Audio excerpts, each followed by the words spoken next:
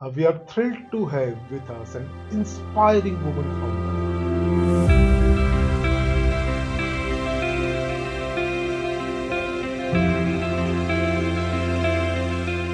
Entrepreneurship it wasn't even a dream. It wasn't something we could think of, given so many roadblocks ahead of us. After spending 13 years as a product executive at companies like PayPal, Microsoft, Hitachi, and more, she decided to dive into the wild world of startups. She's founded her AI company called Crea.ai with a bold mission to empower GTM teams with an AI teammate that creates stunning on-brand prospecting and demand generation assets. Her startup's innovation earned its place in the prestigious Combinator, and later she raised close to 5.5 million from leading VCs like Fika, Felicis, and Shakti. She has been featured in Forbes, TechCrunch, Harvard Business Review, The New York Times, and many publications. Beyond her professional success, she is also an active member helping women build skills in product management, entrepreneurship, and fundraising. She also leads the Women in Product chapter in Bay Area as part of Forbes Leadership Council. On the personal side, she is a creative influencer with close to 175,000 Instagram followers, where she shares her passion for design, a love that actually inspired her to start Crea.ai. So everyone, let's give a warm welcome to Deboshri Datta, aka Deb. Deb, super excited to have you on the podcast. Thank you so much, Jamin. I'm really excited to Oh yeah, chat with you and, and and explore what our Deb, conversation will your be. story is well covered in the video which we talked about, right? At Mind the Product. So we'll also tag a link of that in this podcast so that I believe every startup founder should go through, especially women who are starting. I think it's an inspirational journey what Deb has. But yeah, let's start with giving some idea to our audience about your journey, how you started, where you are right now.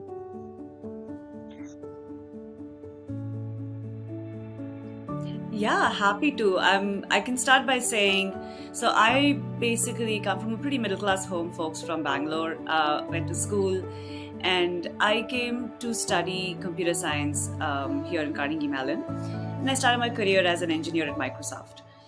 Truthfully, coming from India over here, my biggest challenge was just make sure that we, support our family back home, have a pretty paved path ahead, pay off my loans, things like that.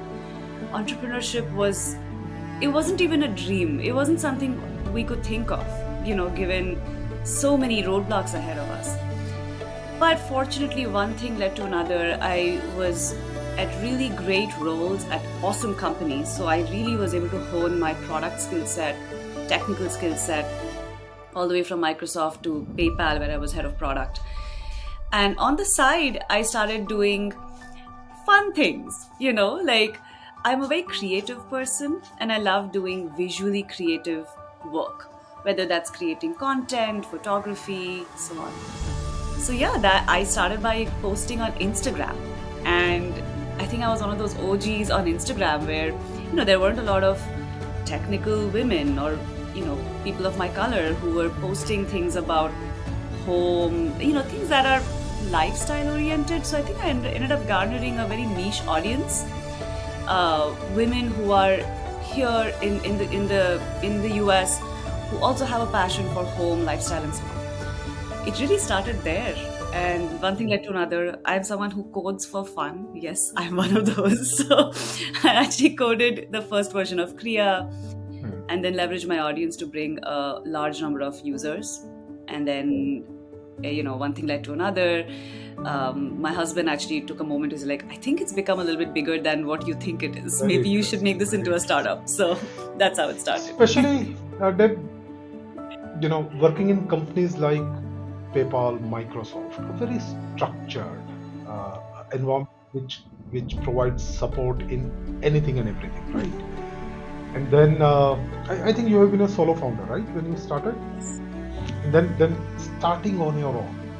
It's a very different world altogether, right? Where one need to wear multiple hats. There are challenges every day which one need to solve. Let's step in a bit into that phase of living a big corporate life and then starting on your own.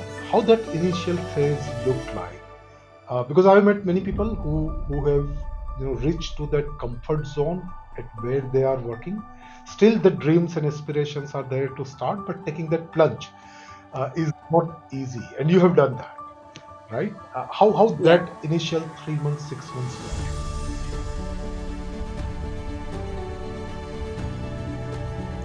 Is it Oh yeah, okay, Jimin, if I oh yeah, start by please. speaking a little bit about my why, right? So I think it's not possible to make that plunge, right? Like there's a mindset shift that needs to happen, and it can even take months or years to cultivate that courage and why you want to do this. So actually, I've been in tech for so many years, right? But from very early on, I've been at companies where, as structured as they are, there are layoffs, there are constant changes that happen in an organization. I have always prided myself as someone who's very hardworking, and I'll always raise my hand, right? Whether my boss asks for like who's willing to do some side job, I would always raise my hand. That was my brand. And then there was a point in time in one of the companies I was at, there were layoffs going on, like announcements going on. And I thought to myself, like either I could get laid off, or even if my boss gets laid off, I'm now thrown into a world where nobody knows me again, right? So I have to start proving myself again, because at that time, my entire identity was tied to my role at a company. So this was probably 6 years into my career. From a very early point in my career, I figured I should have something that is my own. I should have my own brand, independent of my role or at a certain company. So that's been part of my. And I mean, at 6 years of experience, you really don't know what that means. So all I want to know is I want to be known for my own independent credits. So I started doing things like I would actively start volunteering at organizations. I would start showing up in places where there's women or like other inspiring folks where they're speaking and so on. So I started developing that guts, to be honest, to stand out, to have a presence. And that's what inspired me to even start the Instagram channel and things like that. So it's not overnight, right? It was a development of maybe 3 to 4 years of standing out and then trying to get confidence that people want to hear me. People care about what and it's not like I've accomplished so much, but whatever my journey is, there are a handful of people that I've been able to inspire with that experience. So that is what led me to coming to this point. Now, addressing the part about waiting for a co-founder versus doing this on your own, I'll be super honest. I will not advise it to anyone. Mhm. I think I jumped into it with a little bit of naivety. And in a way, it's great because this is one of the hardest journeys anybody can sign up for. And it's not just about leaping in. It's even 3 years in, there are so many moments, I'm sure even 10 years in, there are moments where you wonder, you question, can I carry through? Can I be the one to do this? So I felt like I jumped in thinking, this is awesome. I've come from such a structured background. I had to I've always had great leaders who've been giving me opportunities, but I was always an entrepreneur at heart. I always wanted to do things on my own. So I jumped in to start Kriya thinking, awesome, my product, I can talk to every customer I want, I can build whatever feature I want. So my first 3 months was just doing that and then suddenly realizing, Yeah. wow, this is And the it's hardest thing completely I've ever opposite, signed up right? for. From a very startup is all about not having structure, right? It's all about being agile, nimble, flow. Because most of the time while we build our products, right, we go to the market with some of our preconceived assumptions and notions. And 8 out of 10 times when the product hit the customer, those are wrong. Probably customers' needs are something different. You have been thinking something else, and then suddenly, many times you get so emotionally attached with what solution you have found, and then it is like having Yes. that punch in the It's face. just Uh, how that journey has been. So first yeah. 3 months are as you said, you build the product, right? But then I think the real game comes when the product reaches the customer. How that journey has been for you. Yeah. I'm sure that it would be a roller coaster ride, like for a yeah. Yes. Yes, and it's not just the first time, right? Every time you release a new feature, it's almost the same experience, right? Like you are again entering a market with assumptions and hypotheses, and then reiterating and going through it. So, truthfully, the first 3 months was a lot of first times, right? Not only was the product, fortunately for me, Jamin, when I built the product, I had built it for me. I was my customer. So, it was not very far from what it could be as the first cut. But pretty quickly, my objective, my persona at the time was to be a creator who wants to essentially have their own assets and brand and like a digital storefront to share their expertise. Okay, that was great. But again, within that ICP, there are so many layers to it. I just wanted to do that, and that was good enough for me and build the startup. But most others wanted very niche requirements, like there were feature requests, right? Like I need video conferencing, I need this, I need that. And then pretty quickly I realized two things. Do I have the ability to build all this? Can I run? Is this a startup that has already become more than I can with my current resources support? And the second thing is monetization, like the market fit, right? Like who's going to pay for me to be able to sustain this? So the unit economics became super important at that point. And all this you don't jump in thinking about, to be honest. You jump in building a cool product or a feature. So it just became really like hardcore business questions. And so within my first 3 months, I recognized that I need funding. Either I have to like add my own resources. I had started with some, but I knew I needed an engineer. I needed a certain couple of like teammates to be able to augment this. Second, I also realized that I think I need advisors. So I don't just need capital. I need people who can guide me into this world of startups, partnerships, things like that. And that's actually where my next steps came from. Should I join an accelerator? Should I go to VC, raise VC funding, things like that. So those were my first 6 months. So we ended up raising about got accepted to Y Combinator. We had already raised $1.5 million within about 4 months after I left PayPal. So yeah, my journey very quickly went from, hey, let's build a cool product, to, oh, all of a sudden we are a venture-backed startup. So Great. And by the time you went to YC and kind of graduated from there, I think you would already have your kind of PMF set, right? What was the stage? What you achieved in initial 1.5 to 2 years?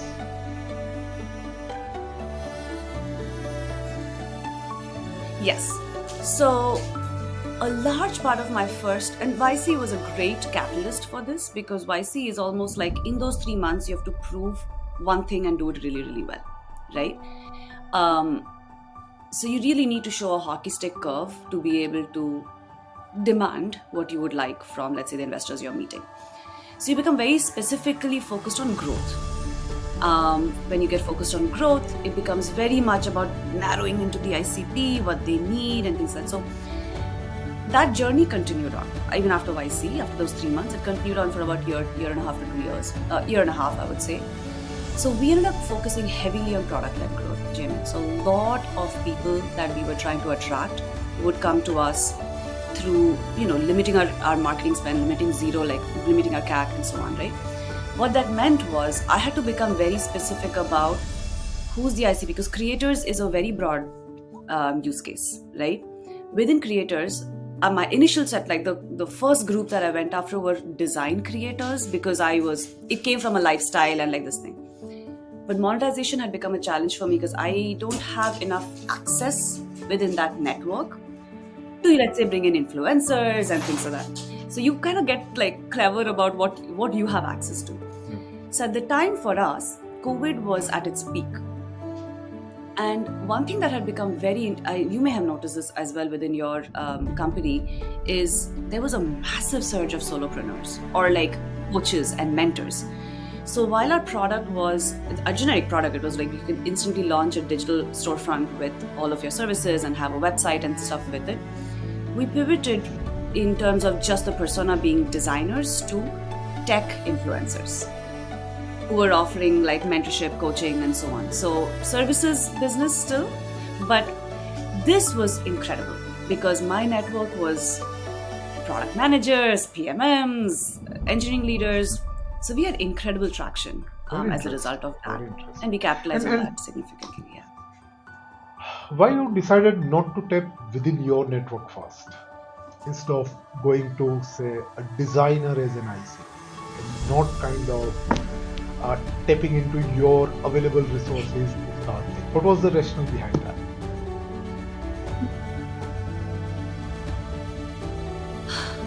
No one's asked me that question, and I don't think I've thought about it enough. But I'll tell you what my first reaction is. When you're in a job. So I started this when I was still working, right? And I was head of product. So you have a certain persona in your office, which has nothing to do with your creative persona. It was a complete alter ego. So this home, lifestyle, baking, fashion, all that stuff that I did on Instagram, my office audience didn't know at all.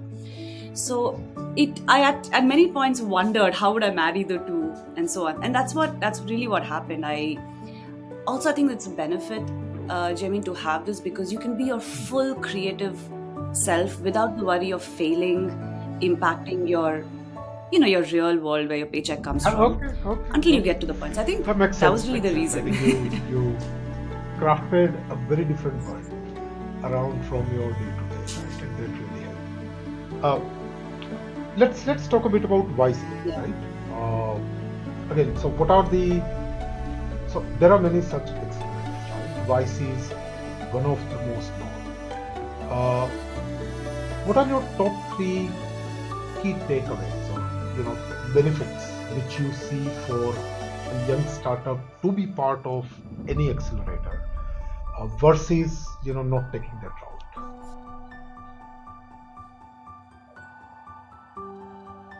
Yeah, I think it's a very good question, and it may vary for everyone. So I'll speak from my perspective, okay? So again, you need to think about YC as an opportunity, and you are a potential. You have certain characteristics about you which are your strengths, but there are certain characteristics which are not your strengths today.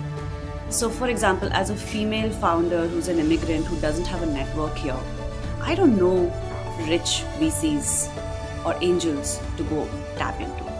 I don't have a parent, like my dad doesn't know anyone over here, and so on, right? So, you're really starting as, from the bottom, no matter what your product is.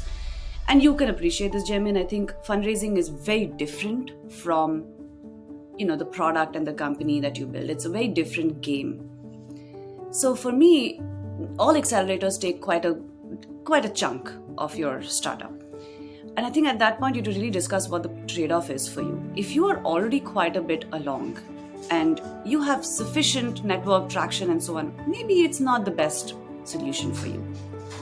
But for someone like me, I wanted to use YC's brand for very specific purposes. So I essentially went into YC. YC does a lot of things. There's a lot of young founders who come in who have 2 years of experience. Okay, I was one of the few founders who went in who had 13 years of experience. So I don't need lessons on how to build an MVP, how to craft your ICP, and so on. But what I did find very valuable was their fundraising education. So, long story short, I went with a very specific objective that when I come out of YC, it should have significantly have benefited me, which means I should have raised a very successful round. That's it. So that was my laser focus.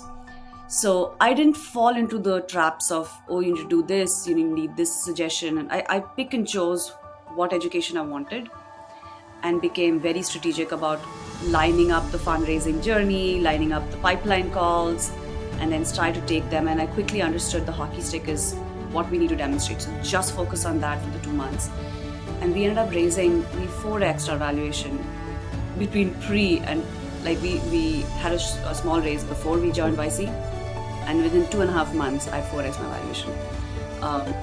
So it served the purpose that I wanted to. And always YC-backed founders. Once a YC-backed founder, always a YC-backed founder. So it Oh, continues to super, serve me super. well So when I, you go to went networking with a events and very so on. clear objective, right? For YC, great. And Deb, let's jump into your fundraising journey a bit, right?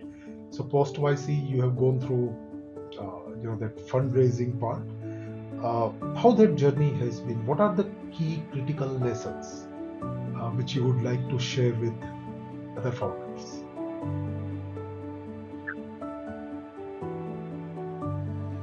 Yeah. So I'll share. So I raised $1 million plus just before YC, which is like 5 days before I actually got the YC admit, and then I raised the round through YC. I will be honest, going through an accelerator, they almost prep you they've pretty much lined up the investors for you, right? Like people already start giving you inbounds. So it's a very different experience and I think almost a once in a lifetime experience. My next raise is not going to look like that, right? So I'll speak more from the experience of the first time I tried to raise capital, where I didn't have any of the tags, right? So the strategy was like this. It's like sales, right? Like first you need to identify how much you need to raise.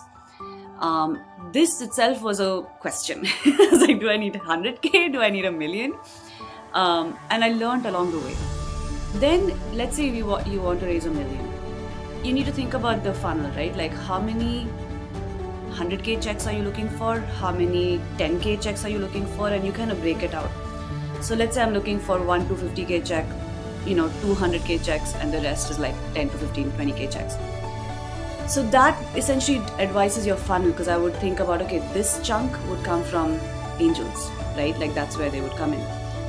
Even within investors, within institutional VCs, how many of them are post pre-seed? They may call themselves seed, pre-seed and stuff, but like unless it's $1 million and they're getting 10% of your company, they're not necessarily willing to jump in. So it was this dilemma that I was like, man, I'd made a list of 150 investors and I still have that investor database. And then I literally started going through Crunchbase, LinkedIn, and so on, trying to see who do I know who can make an intro for me. And there were some others, to be honest, who were on their website itself. We could do a cold pitch to them. So I would literally do cold pitches. So I don't know, I went through I must have gone through 102, 103 of those. And every pitch gets you closer, to be honest, to the right pitch. What they want to, a customer, when you're pitching to a customer is very different from pitching to a VC. The pitch is different. So what words they want to hear, what economics they want to hear is very different from what a customer cares about. So that itself was a learning. In my case, Jamin, I made a very, I would say, a strategic and also a bit of a gutsy decision saying, I cannot start this journey of getting 10K checks. It'll take me forever. So I think I started the fundraising around August. And by end of August, I decided, screw it. I'm just going to go direct to VCs. I need one VC to cover the whole thing. That's it. Instead of trying to collect as many angel checks. And I gave myself about till end of the year. Because anyway, after December, nobody's closing. And that's it. So I literally just went hard to go pitch early stage VCs.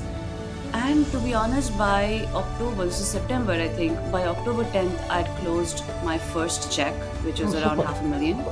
And within 1 week after that, I closed $1 million.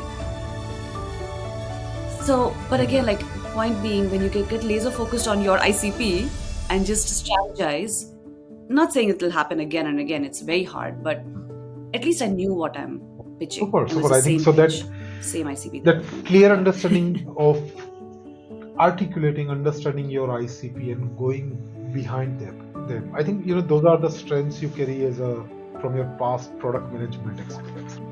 Yeah. Okay. Super. Great. Very interesting journey. Deb, you are also kind of very much into mentoring, empowering women in tech. I'm sure you are spending considerable time behind that cause too. What is the story behind that? What is the why behind that? because as a woman entrepreneur, a startup founder, I think that time is a resource which is always in crunch, right? But I think you have been doing this as a passion. And Yeah. so what's the story? Yeah.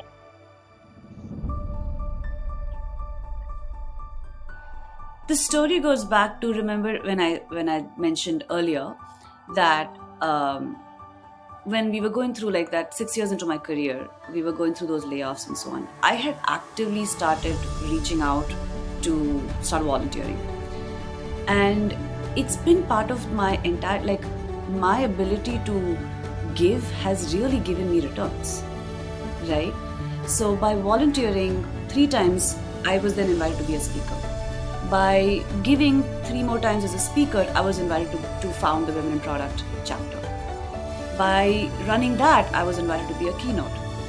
I have noticed the gift of giving has always, and I'm not trying to be very philosophical here and say, of course, I want to keep, like, we're all strapped for time. We want to do a lot of good, but also there has to be an ROI to everything you do. And for me, the ROI is partly just the fact that I know that my giving time, it's not X gives me Y. You don't know what it's going to turn into, but it has always been beneficial for me. So now that has shifted. Obviously, I don't do those anymore. But in terms of today, when I go and do a mentoring session with a startup founder, I don't know what is going to return to me. But if nothing, I know that I'm learning from those experiences. I am growing my network. I'm able to influence. So I feel like there's no tangible takeaway or like tangible result from it, but I know that it has always served me well to pay back. And is there a story for this specific cause, right, where women in tech? I think you have been an inspiration, and I think that inspiration many can help many. But any reason to pick this particular cause or direction? So women in tech, it comes from the fact that there are so many of us today. Like, if I look around me in the States itself, there's so many of us in like our mid-career, right? And I'll be honest, like, I don't see enough. There's just so much of like burden on us to manage so many things at home, like our family, our parents, household stuff. And there's this almost like guilt about like prioritizing your career, right? So I actually see, and I can understand that. I think it's very hard for you to go to office trying to put up a front where you're like, you want to raise your hand. You want to say, I will travel for that conference. I will be the one to speak. Who's going to take care of the kid? Who's going to take care of, let's say, your parents? So I think for me, the objective was to normalize those conversations. And that's really where it started. So a lot of what and not just me, of course, many of us do at Women in Product is actually directly address, it's not the career part, it's more the emotional support that we offer through these conversations, to have the courage to put your family, if you need to, because that gives you peace of mind, to be able to have these conversations with your boss so they understand what you're dealing with. You're not just not raising your hand. If you're a stellar employee, you should be able to be accommodated, right? So that's kind of really where it comes from. In our company, we have more than 50% women employees, and especially women in our leadership team, with whom I work closely. I always admire the way they are kind of multitasking and managing multiple responsibilities. At times, if I put myself into their shoes, it sounds so difficult to have those personal and professional responsibilities together. But I admire when women are able to kind of carry forward so many things at the same time, still enough priority for everyone. Yeah, interesting, great. Let's we discussed about that, right? That the kind of strength you have to build influence, build your network, and you have even whether we talk about your personal Instagram or Kriya, right? You have taken kind of a network approach, even to your startup.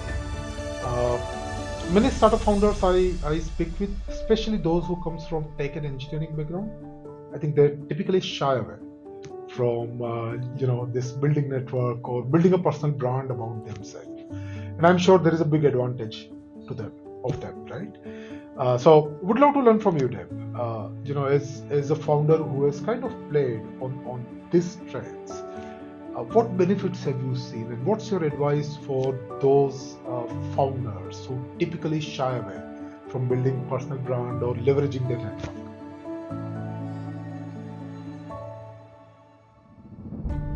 Great question, Jameen. I would love to honestly hear. I mean, you have such a vast, successful background yourself as an entrepreneur, so I'd love to brainstorm about this as well. See, I think as an entrepreneur, you can appreciate that you don't have it right the first time, second time, third time, 10th time also. You need feedback. So a few things you need in the early stages is you need someone who's willing to give you a chance, right? Try you out, test your product, give you the feedback, and be a partner through this journey. So why will now someone take a chance on you? Because they find something about you appealing. They want to trust and help you succeed. So you're really appealing to the human in that person, right? So even at this stage, we'll reach out to, let's say, the CMO of a big company. They've not necessarily heard of Kriya, right? They maybe said, let's hook her up on LinkedIn. Oh, she sounds like a smart person. Why not give her a chance? So there's a big difference when your company is early days and you're still trying to get to product market fit. You need people to take a chance on you, and this is where your brand plays a huge role, right? And you get to stand out because not everybody has a brand and not everybody has a strong brand. So if you start activating that from early times, you'll be able to attract the early adopters, the people who will give you true feedback because they respect. Whenever you start, it's not about the product, it's about the founder, right? And that's where probably it has helped you in terms of getting those early connects and chance. And you're still carrying that kind of strategy, right? Even today. So what is the kind of the benefit of it beyond early stage you see? How it is helping even while Yeah. It's a very fair question, and I'll be very transparent with you. I think that sometimes becomes a struggle, because when you become the face of the brand, you cannot detach yourself from it. It is an interesting journey because we are testing our different strategies, Jamie, to be honest, where let's say if I don't show up on certain calls or I'm not there on certain phases of the funnel, right? It is very important to replace yourself or to hire people within your team who can carry the same weight or trust that, let's say, a customer is giving you in the same capacity, because that's ultimately your brand is representing the trust and the quality of, let's say, the deliverable and so on. I don't think we are doing it very well, to be honest. I'll be super transparent. I think this is the thing where we are now really leaning toward testing our strategies where we lead with success stories versus lead with me as the brand, right? And that's basically been what I think an early mentor gave me a very interesting advice. He said that the founder's strength typically becomes weakness of the company, if not if you don't think strategically to how to overcome that. And I have experienced that. For example, any tech-led founder, once he's, say, for example, leading the development, product engineering, and when he comes out, that becomes the weakness, right? If a founder which is marketing or personal brand, when he moves away from that becomes a weakness. And I think there is a structure which we need to put in place to kind of replace, bring better people than us to carry on the growth journey independently. Interesting. Yes. Great. Let's jump on Kriya, right? Or anything, especially when it comes to your personal journey, which I should have asked but I haven't. you would like to share?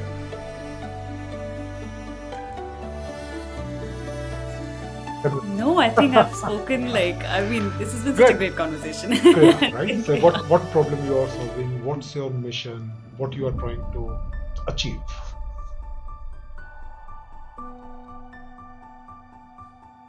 Yeah, so today, Jamin, I think where we live today, it's an AI infested world, right? There's AI infested emails, there are AI infested, like so on. Part of what we have, again, I always try to solve problems that we are experiencing firsthand so that we can directly be the customer of our own product. So in our case, demand generation continues to be a challenge for all of us, right? Like there is my brand, there's my network, but that stops somewhere.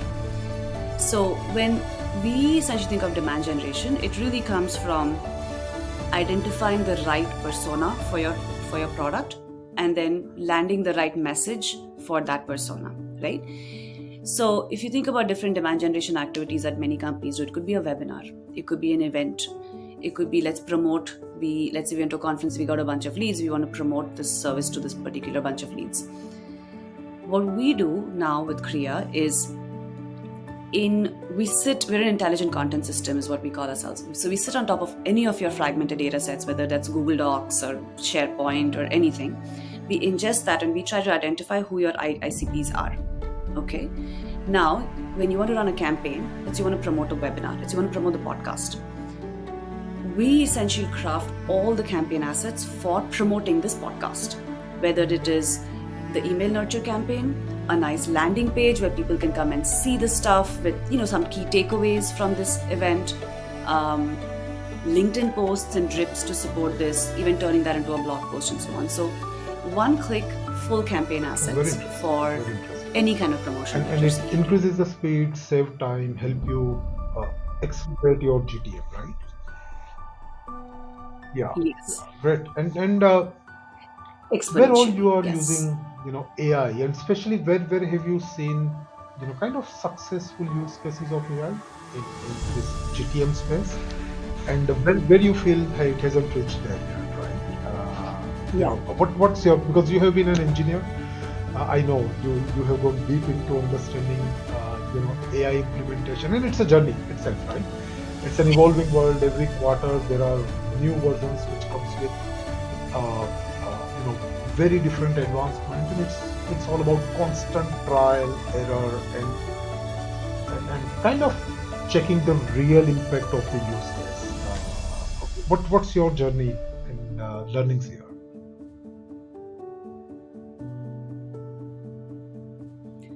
Several. I think the biggest one has been the promise of AI versus customer expectations of AI. I think that's the place to start, because with ChatGPT, all of a sudden, people are expecting the world to be able to just, I dream it and it happens. And while that's true, there's a huge difference between, the volume of data, the size of the model, the parameters that ChatGPT and OpenAI essentially are able to throw toward, let's say, building an enterprise grade model. So in a nutshell, the first technical challenge that we encountered was a customer saying, so let's say in this world, right, like we're trying to build, let's say, like BDR campaigns. Okay, so you want to do outbound for some BDR campaigns. So what we would do is we would, research the market, research some 10Ks of the customers and try to craft the email campaign and, let's say, a pitch deck to be able to send to them. Now, because this is proprietary models, it has a certain size. It is not the size of a open source ChatGPT model. We have to contain this within your local environment or within like the cloud environment. So it doesn't have the same power, right, as, let's say, a ChatGPT. So it is about explaining to the customer, this is built to serve this particular use case. It's not going to automatically now connect with internal, I don't know how to explain the details, but I think the expectation from a customer is very different from what the technological implications are. I'm like, if you pay, let's say, $1 million to run this model, yes, it can do it. But you're willing to pay $10 a month. It's not going to give you the same output and so on. So there is this balance that we're having to draw where customers have to learn about what is feasible and what is worth paying for, essentially, when we and then for entrepreneurs to understand where to invest like our GPU. Like GPUs are expensive. For us to run these AI models is very, very expensive. So we have to keep crafting out those Any ROI here specific to use case, serve and our from where I clients. am coming, Deb. So at Applars, we are kind of working a lot on AI, especially to solve recruitment or hiring challenges, right? Last year we were all gung ho about that. Hey, this LLM model, ChatGPT, new versions would really help us solve the challenge of matchmaking. Oh, with talents, right? So we'll end up kind of curating. Hey, out of this 1,500 applications you have, these are the top 25, and you don't waste your time looking at others, but focus on this 25. After spending enough effort, money, manpower, emotions, we realize that hey, AI hasn't reached there yet.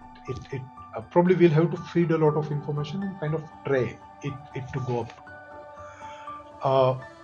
So when it comes to that decision making, right, the LLM models, because it lives on certain data which is provided to them, they are intelligent enough, right?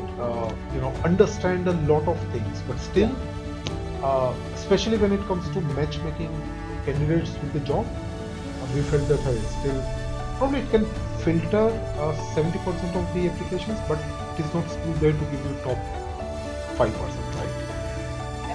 And then we started looking at AI in a very different way. Okay, we started looking at AI as a co-pilot for recruiter. So then, our complete angle shifted, looking at the kind of strength and limitations of AI today. So now we are leveraging AI in multiple things, right? As I said, okay, filter 80% of the application so that at least the recruiter need to focus on 20%. We have created kind of an AI interviewer. Exactly. Where, okay, especially for few, kind of roles which are not very senior, where, hey, AI can, help ask, 10 questions to the candidate. They record the video so that you get to know their communication skills, kind of personality, some part of technical understanding, so that you spend that 45 minutes time for interview with some confidence, then only relying on CV. Still, that accuracy, I would say 70-80% when we ask AI to make a decision, but at least it has started kind of adding much more value as a co-pilot to human. That's the goal, and there are many use cases where we, for example, we have built an AI caller, which would kind of call a candidate, ask few questions, interpret, what the answers are, and give some summary. So after spending good amount of time to kind of think like, hey, this is going to change the recruitment game completely, we realized that, hey, okay, it would change, but I think it would work better as a teammate or a co-pilot or an agent rather than kind of taking a lot of decisions on behalf of humans. And our team also use a lot of AI so we have a large market, right? And they also use extensive AI tools, for our marketing functions. And I'm hearing kind of mix, kind of feedback from them. And still, ChatGPT's, Claude and many other tools are helping them reduce their time, give them some ideas about, but still, human intelligence is very much needed on top of that. That's what I'm hearing from my team, what we are working. What's your learning in your case? Which use cases where you have seen that, hey, okay, this is done, we have reached there using AI, and these are still use cases where it is still not there, right? Someone needs to get on top of it.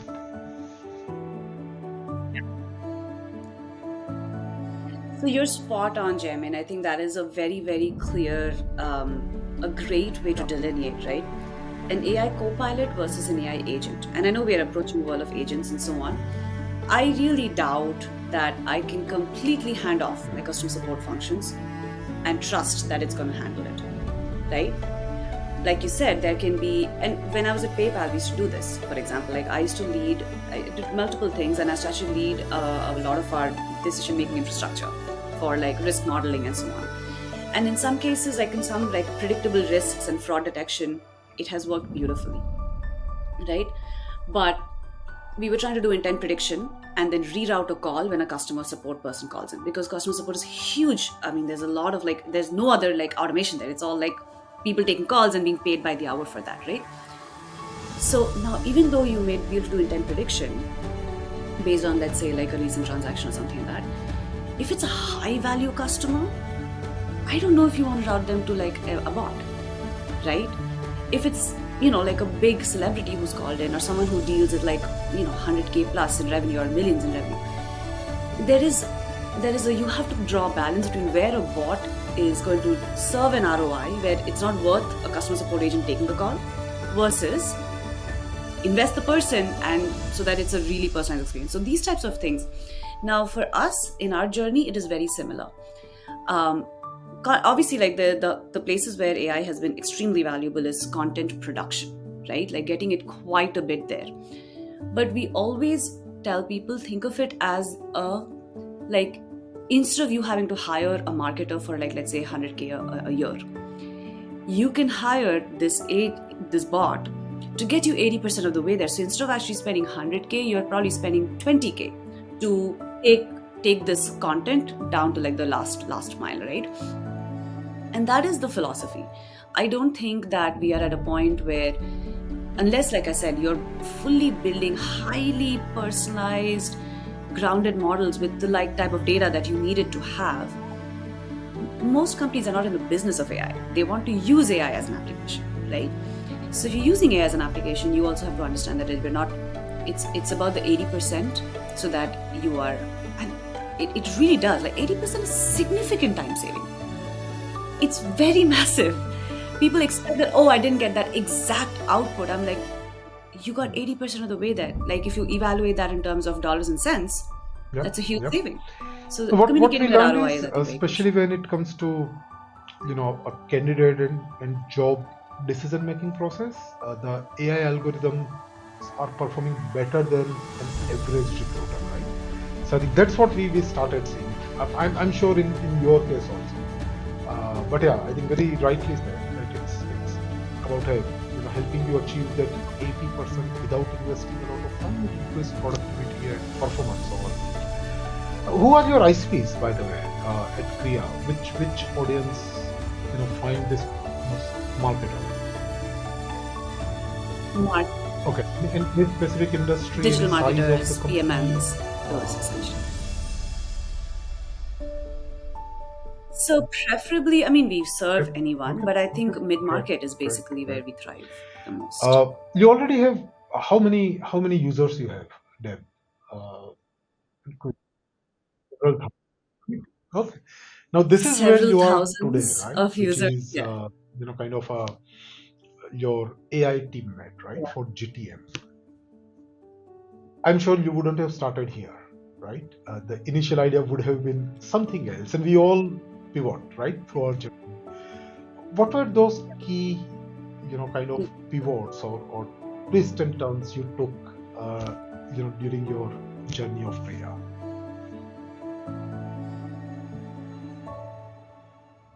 Great question.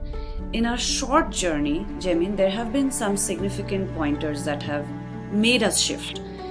One was COVID. So in our case, COVID led to a certain tailwind of customers seeking solutions like what we were providing. And this is pre-AI being this, like, every startup is now an AI startup. So at the time we were creating, like, for let's say an average, techie who wants to launch her mentorship. She's not a copywriter, she's not a designer, and so on. So for us to enable that motivation that I want to stand out and have this thing, our product was built to cater to that. Once COVID, has been controlled, people have started going back to office. That ICP's motivation has changed. So there are as many mentors, but this being our primary bread and butter and ICP that would pay us money, we had to shift because that was almost unpredictably a seasonal phenomena. So that's when we were like, okay, we have a great product, but we have to figure out where there's a repeatability and land and expand strategy essentially. So that's when we started looking at mid-market and what are the needs of the mid-market, right? unfortunately, at the same time, which is again a life-altering change that has happened, which is the advent of ChatGPT. Things that we could not think were physically possible to offer to our audience, we now can. So that has largely informed even the product roadmap, right? So now when we approach customers, very different from what we were even doing a year ago, right? Because it's so much more than what we were able to offer a year ago. So even SaaS as a product has changed to now, even like the business model has evolved, right? Like just charging by SaaS versus charging by usage, credits, and such. Every of these, but it's really important to stay nimble and I take think it's a very advantage interesting time. as right? A these lot of things are changes changing, happen. and a lot of startups are coming into market because everyone who understands a problem sees a better solution through AI, right? And I was at SaaStr Yeah. this year, and every second founder I was meeting, they were building something around AI. I'm more into HR tech, recruitment tech, and I think I found 8 people kind of trying to solve the same problem which I was thinking. And that's the case everywhere, right, Deb? Where the startups are kind of mushrooming today because there is, and why not? Because this is again a market Yeah. shift like what cloud or internet did. How do you kind of, and as a marketer, as a product person, you understand that staying unique is super valuable, right? What's your strategy to kind of stay ahead of this competition where there are so many companies kind of trying to solve the same problem in a little different way? What's mantra, and what strengths would help any company to kind of push through this competition?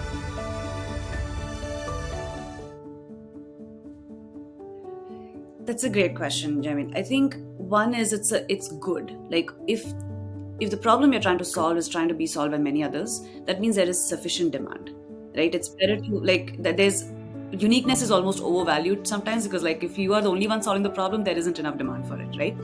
So that's one important philosophy. Oftentimes when we'll meet customers, they'll be like, oh, like I can also do this with this other tool. I think it's really coming down to like the narrower you are, right, the better. So you could be solving the same problem, but for a very specific audience niche, and get really deep into that and do well. Once you do that, you can then acquire an adjacent vertical and an adjacent vertical. But especially for startups that are mushrooming at this stage, I think it's best to get super uniquely narrow about ICP. I keep repeating this. That's our whole philosophy, is to get super unique about ICP.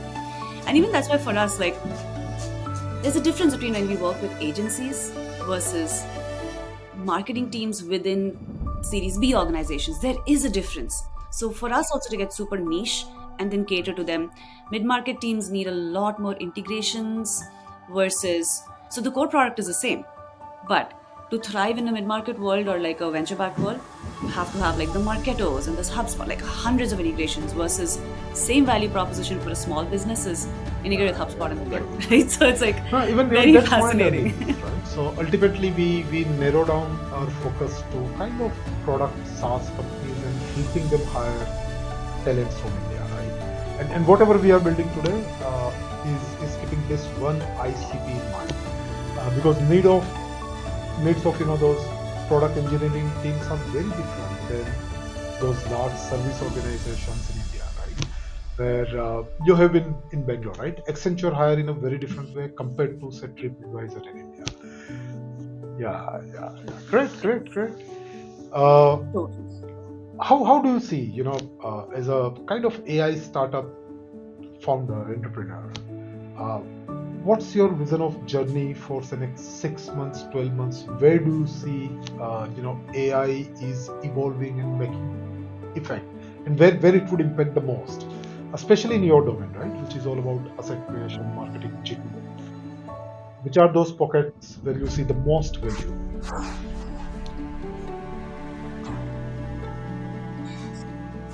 There is two primary pockets, and I'll be transparent to say that they sound similar, but they're not, right? So content creation is a very generic word. What I'm noticing is, again, if we go back to the 80-20 rule, let's say creating an ebook or a case study, it's a highly curated set of like an SME putting that effort to craft that content. I think trying to play AI into like, let's say saying we can replace all go to market assets, I don't think is a fair play. Similarly, saying that, oh, we can enter a healthcare industry or like healthcare, we're partnering with a couple of healthcare companies and we're trying to create like sales playbooks for them, sales enablement. It's very hard because some of these industries are very, very specific. You cannot replace the word with an easy to speak word because they are technical words. But in the demand gen space, it's rinse and repeat. It's email nurture campaigns. It's and so on. So I can see a lot of opportunity where a lot of this can be automated. Enter a couple of feedback and say, I want to promote, let's say every week you're running podcasts or every week you're running dinners or webinars. Let's just blast this out like it's a configurable thing.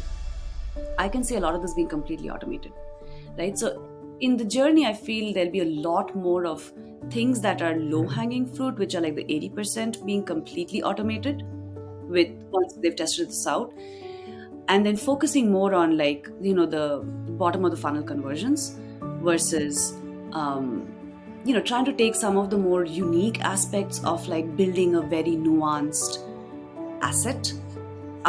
I feel will still require an SME to indulge and spend time to Yep. make So it mostly those very unique to generic, the organization. simple tasks, repeatable tasks would be same. Repeatable tasks. And I'll be honest, like I think our language of repeatable is not fair because repeatable can mean literally repeatable. So I'll give you an example, right? One of the companies we're working with, we first started working with the director of product marketing, and they are going to be at a conference. 2025 is coming, so there's a lot of conferences lined up. So they want to be able to attract all the people that have come in through a certain lead funnel. Okay. It has multiple things. They need a landing page to capture these people. They need to be able to run like a nurture campaign very specific to this audience. So right now they have a copywriter and a designer who does this. Even though it's largely same, they have to go through the designer to craft this, then a copywriter to craft it, and then it goes into the web team and so on. We can replace all three with one person who's trained on Kriya, right? It's not rocket science because it's already there, but that ability to be able to do that is quite repeatable because they can do this for the next conference, the next conference, the next conference, and so on, right? And the designer can now focus on high value infographics, high value redesigns and so on. So that's kind of where the Deb, what's your, because selling an AI-enabled solution is very different from selling SaaS, right? Because one is very much kind of a seat-based model, mostly workflow, very less of intelligence, maximum analytics, right? And here you are talking a lot more about outcome, impact, productivity, and you have been kind of at the front when it comes to demand gen at Kriya, right? What's your mantra here? Selling AI solutions to customer and still hold their expectations to that level where at least they can, which can be delivered. Yes, it's a it's a fail and learn model, Jamin. So the ideal state is we charge based on usage, right? And we have credits implemented and things like that. But I'll be honest, I think the first thing we need to make sure that we do with any first time when a customer comes to us is to make sure that they see ROI first, because your pricing is entirely dependent on whether the value of ROI they see, right? So I don't hold us up to like we should stick to this kind of a model for pricing. We in fact are open to even working with the customer on, it could be two seats, but they will be using it significantly more than, let's say, someone who's bought 10 or 20 seats and so on, right? So just an example, but the important thing there is when we enter the conversation with the customer, it is really important to identify like what are those daily or weekly workflows that they have that we can say, okay, this workflow takes you end to end 1 week, and we can insert ourselves into the existing workflow. They don't have to like rip aside and like transfer to something else, right? We can insert ourselves into that workflow seamlessly and show that 1 week became 4 hours. When you can show that ROI, you can charge anything for it. You know what I'm saying? So, that said, not everybody is going to be an AI user in the company, which is why the seat-based model goes differently from, let's say, usage-based model. So we try to essentially price this. We still do seat-based, but there are limitations in terms of credits, and so the more you use it, that So way still you become ROI more, is the forefront, right? Right. Yes. And it's all about proving the use case. So what's your typical kind of a mid-scale company sales cycle looks like?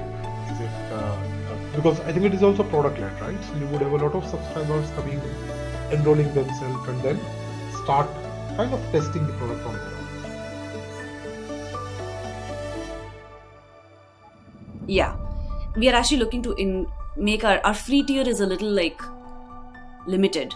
My vision is to actually make the free tier have more tools. We're releasing it in the next month so that there's more ability to test out more aspects of the product. Right now, everything is gated. So our sales cycle typically it leads with a POC, and sometimes one POC becomes 2 or 3 POCs because there'll be different users that are now trying to see value. But that's basically how it is. Our POCs are very short, right? It's like, it could be like a 2-hour working session. Oh, I want to generate this. We run the POC, we show the ROI, and that's as quick as the decision making. For us, Jamin, I think the biggest, and I think with many startups, it's making sure that there is enough repeatability of usage, right? It's not just that this particular type of user only uses it once a month. We need to make sure that there are enough use cases that we serve where they think of Kriya every day, if not every week. So that's what we try to optimize for. If we get that within that Interesting. ICP, And then most we of the are North Star pleased metrics with it. help us, stay tuned to that. Great. Deb, Yeah. let's jump on your hiring journey, right? Where I'm sure you have hired people as while you were there at PayPal or Microsoft. I think you have been mentoring people, right? When it comes to building teams, and then hiring for Kriya when you started, right? So it's a brand name somewhere, and now it's a startup. How that journey has been of hiring when you started Kriya and then growing it.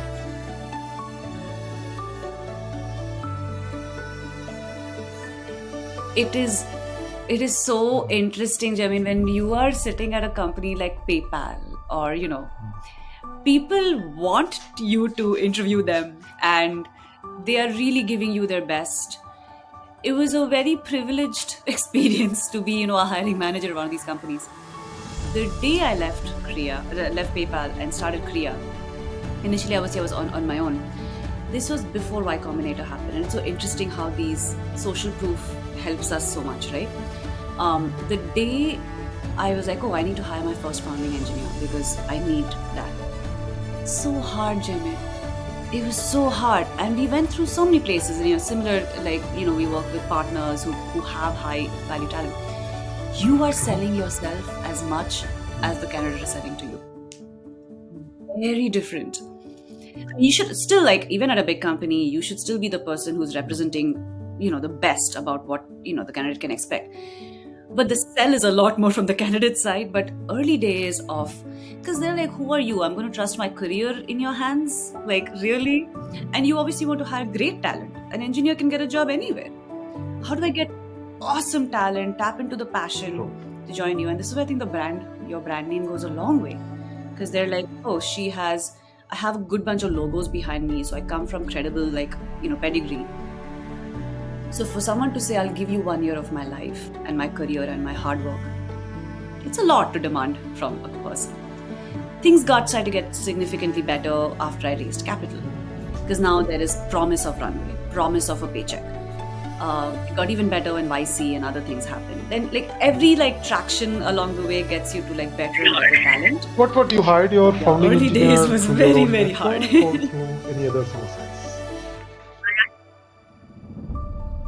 Oh, YC itself. So I okay, actually hired my great, founding great, great, engineer great. through YC. Yeah, so that's where the Yeah, life becomes a yeah, little bit easier, right? yeah. And someone like you who already has that power of network and has built personal brand, who understand that. Because early days, it's not about the startup or your idea; it's all about founder, right? The story of founder, because the idea is still Yeah, on paper or in your mind. Yeah, great, great, great. And exactly. help me understand, your journey of hiring the first founding engineer and then building the team. What other challenges have you faced in terms of attracting, retaining, great people? Yes. I will say one thing. I think we have been extremely fortunate because as a team that's around 2.5 years now, Oh, super, Jim, we've had super. no attrition from our engineering team. Zero. The same Hmm. people, the same designers, same set of 6 engineers. And our CTO has been with Super. us since the day we raised funding. No change. We have so that, and it also speaks, I think, a little bit to the fact that I come from a tech background, so I know very well what to look for when we're looking to hire our engineering team. And fortunately, one of my first responsibilities was to hire a CTO, because if while I'm technical, I don't think I can obviously span across multiple things. So I would give full credit to our CTO, Danis, for holding the team together and bearing me being partially technical, having inputs, but also being able to tolerate all of our, not tolerate, I would say, handle all of our personalities. But other side, for example, marketing, sales, we've struggled, right? We've had exceptional people join us, but we've not been able to do a great job, for example, of finding making them grow as the startup is growing. We've been able to do that very successfully for engineering, but bringing in, let's say, like now we have our social media manager as well as our customer success person, been there for us for more than a year. Even our first AE has been here for more than a year now, for almost a year now. But it has taken time. We went through some series of attrition in each of these roles, where the messaging has changed a little bit, the ICP has changed a little bit, how to respond to a higher value customer has changed a little bit. For them to be able to adapt at this rate we are adapting was hard And, until we and what's your found mantra people there, who are able to Glenn, do right? this. So, So yeah. say for startups hire for, mindset as much as skill sets, right? Skill sets are easy to gauge. For example, today, if you want to gauge Yes. technical skill sets of an engineer, there are Yeah. many tools available, right? And typically, the engineering managers are really Yeah. good at gauging technical side of it. I've seen most of the companies, who have come to Yeah. us, or I closely work with. The other softer aspect, which is so crucial, that mindset, that will part from skill and will, is where the meat is, right? What's your kind of learning there? What kind of Yes. non-technical or soft skill attributes you typically look in a person, while you are hiring, and where have you seen more successful team members with those traits? Yes. It's a great question, Jamin. I will be very transparent and say that we have given a shot to. Obviously we're looking for people who have a startup mindset, right? And now, unfortunately or fortunately, almost most candidates we meet want to work at a startup. So they all seem to have the startup mindset and communicate effectively. Truthfully, this is why we keep tapping into the YC network or similar networks, because we found more success there, to be honest. Either so our founding engineer was an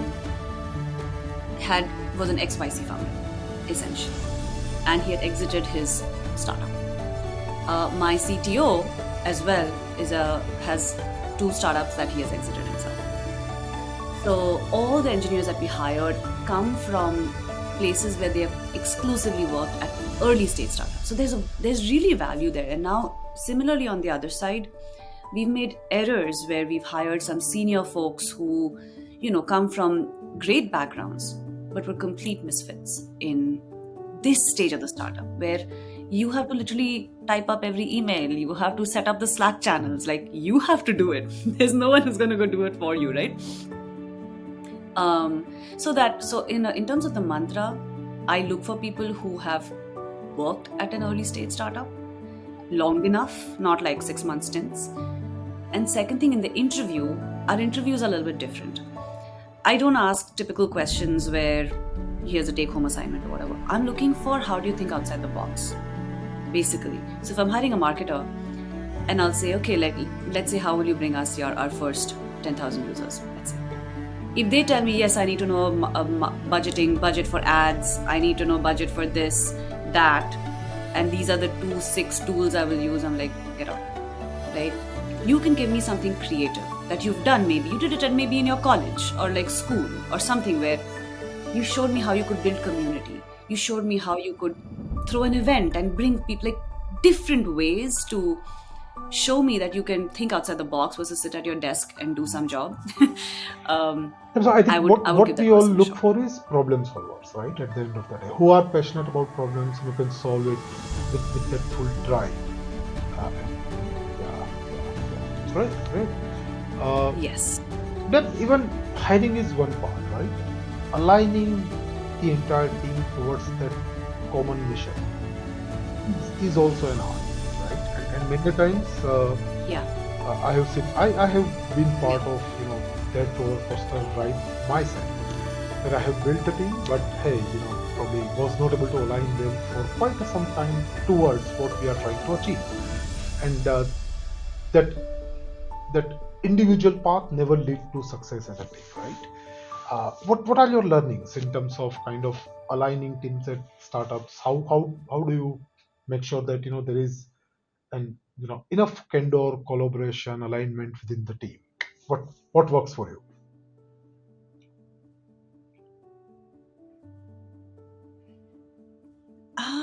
It's a good question. I sometimes I feel like maybe we've been lucky. Truthfully, we have been lucky to an extent. People are quite committed. So let me take a step back, right? I think it comes top down, as you can say with any organization, large or small. So one thing I'll tell you, when we as a company, we go through pivots, and those are the testing times, right? Like, is the team coming through with you? Are they losing faith because we're pivoting? How are we communicating this to them, and so on? So the first thing is having strong communication and alignment at the leadership level. So between Danis and me, we speak the same language, right? The moment I've noticed, if Danis and I, and it happens, co-founders, have challenges and differences. The moment we have any difference and it's visible, you can immediately see the effect on the team. So first step, it's like parents, right? If the parents are fighting, like the family's going to suffer. It's like that. And we are so small that every one of these interactions matter and people are watching us. So one thing we got good at is Danis and I will separately talk about, let's say, a strategy change or a new direction we want to try out and so on. We will not bring it up on any group calls.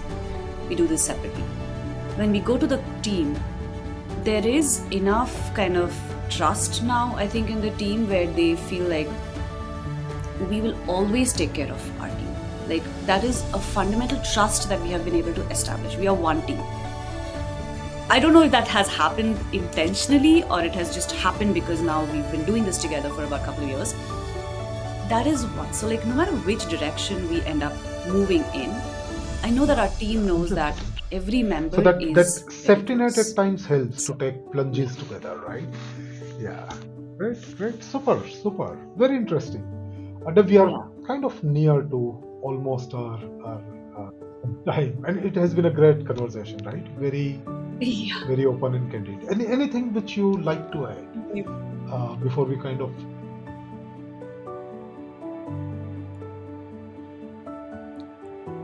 No, I think I almost feel bad this conversation is ending. This is so fun. Oh, yeah. Chatting with you, and I want to reverse and learn Yeah, about I your think it whole has been journey, Jevin. equally or more, Sure. right? So we can have a chat someday on that. Right, but it was great having you on the podcast. Great learnings, right? In terms of your shift from corporates to startup, your philosophy about women in tech, women in startup, about Kriya, how you started. We touch base on AI. We touch base on kind of your strength is an influencer to build personal brand, to build network. Uh, Talked about YC and kind of advantages of that, and I think there are many because I think that kind of popped up few times from funding to hiring, right? But yeah, great sharing. Yeah, right. Super having you on the podcast. I'm sure that to our listeners, everyone would have something to learn from that.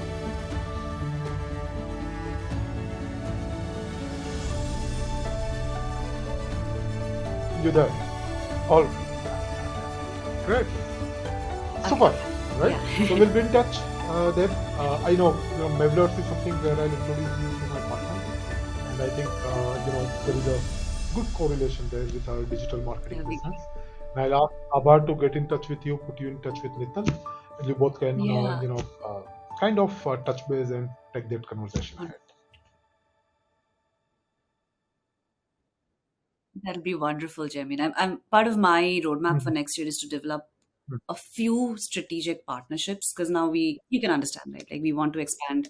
Mhm. We've been doing a lot of direct sales and my network based sales and so on. So I think partnership is a key part of what we have to do So that next is year. very So, important. And but what's again, an good ideal partners and partner the for right you? partners is Because important. we are connected with a lot of agencies across the globe and a lot of marketing tools, right? So help me understand what an ideal partner looks like. What that Yes. ICP is for you. I think ideally it is that, right? Like, so if we focus more on the marketing side of your house, one is ability for us to find ways where it's a win-win. So if supporting Kriya as a marketing tool to your audience with a closer integration would be a fantastic way to go about it. I also run some like educational webinars. So if that's a way to essentially offer some value to your audience, that'll be great. And partnering with, like you said, if there's, I don't know enough about the Mavlers Yep. ecosystem, but once Yep. we Super. have At that least I'll put you conversation, in I touch with think it Nitin, will who be is the right wonderful. person for that. We can understand. Then we can take it from there. Awesome. Yeah, Thanks, Seth. sounds Right. great. Sounds great, Have a Jamie. great day. Thank you so See you. Bye much. bye. 100. Thank you. Thank you, Jamie. Take care. Hello. Bye.